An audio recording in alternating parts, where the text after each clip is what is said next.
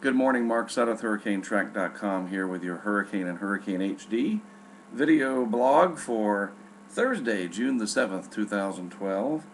Today we'll take a look at the tropics from the Atlantic Basin to the East Pacific, and then a look at the MJO over to the Western Pacific.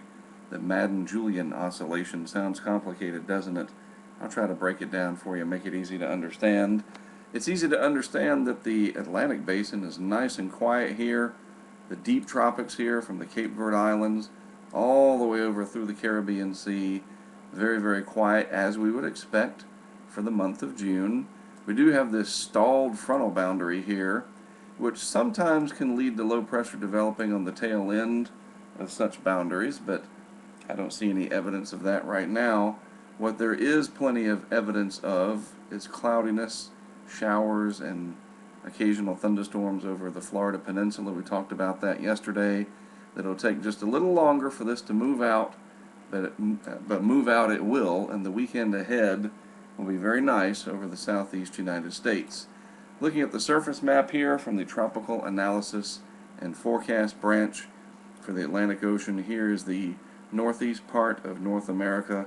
There's Florida and the Gulf Coast, just to outline what we're looking at. And then there is that stalled frontal boundary connected to a low pressure area just off the coast of Newfoundland. This will move on out, and then there's our friendly Bermuda high pressure outlined right there. That will build westward enough finally to give us more of a summer-like pattern over the southeast, minus any tropical troubles. So no hurricanes or tropical storms or anything like that in the near future for the Gulf, Caribbean, or Atlantic. Looking in the Eastern Pacific, the same thing holds true here. Only limited convection along the intertropical convergence zone. This area flaring up a little bit more, but not really organized. You don't see it. It's just a nice blob of clouds, but it's not turning. There's no low pressure area associated with it. Again, it's convection or rising motion in the atmosphere, showers, thunderstorms, associated mainly with the trade winds blowing in from the northern hemisphere, meeting those coming in from the southern hemisphere. You get that rising motion, and there you go. Now, one of the things I wanted to look at real quick was the Madden-Julian Oscillation. Basically, the simplest way to understand this for what we're talking about is a fertile period for the tropics to develop upward motion or convection. And there are times when there is sinking air or subsidence, and then there are times when the air is rising and it's very efficient at doing so, and you get a fairly strong signal noted by more convection or cloud cover over the tropics. That's how you kind of know where it is. And there's different models that predict what this sort of wave, if you will, that circles the globe from west to east, where it'll go, where it is and where it'll go. And this particular chart, the main thing to understand is when you see it coming way out, especially near the edges, it's stronger. The signal is stronger. And so what we're looking at is the past history in here, but then here's the forecast, and this is from the European model, the ECMWF. And you can see the forecast for the MJO swings it around to the maritime continent now, which is near the Philippines and all of the islands and shallow seas of Southeast Asia. Okay, all that Indonesia area where you have those large island chains.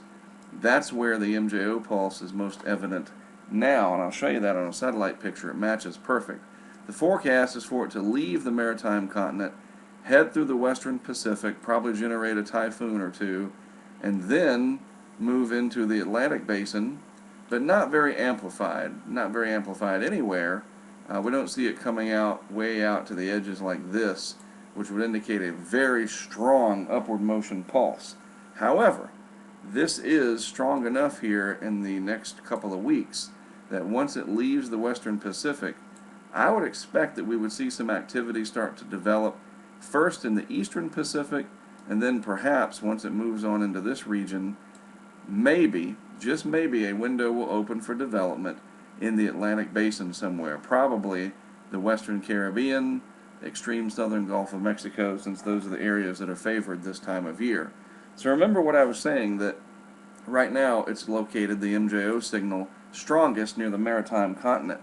Well, we can go look at that on a satellite picture from the NRL site. This is the maritime continent region right through here. And look, this is where all the convection and cloud cover is.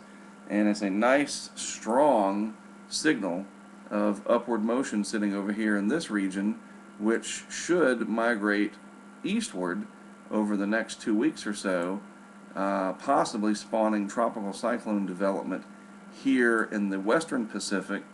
And we'll have to see. You know, this can be sometimes a great tool to predict where tropical cyclones will form over a certain period of time. Then that MJO pulse should continue to move eastward, eventually getting into the eastern Pacific and maybe, just maybe, the western portions of the Atlantic Basin before the end of the month. But it's not a very strong signal. This is not what we'd expect, where we could almost bank on development. That happens more so in August and September, when other conditions help to support that fertile period in the tropics, that rising motion.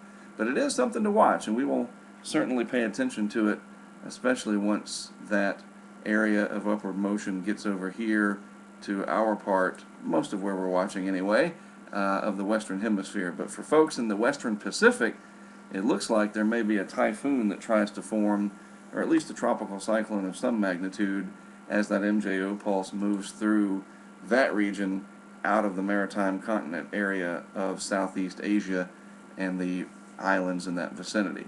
So there you have it. Hopefully that all made sense for you today. Again, I'm Mark Sudduth for HurricaneTrack.com, and of course, the wonderful iPhone and iPad app, the Hurricane and Hurricane HD apps. Appreciate you watching. I'll have another one of these for you tomorrow.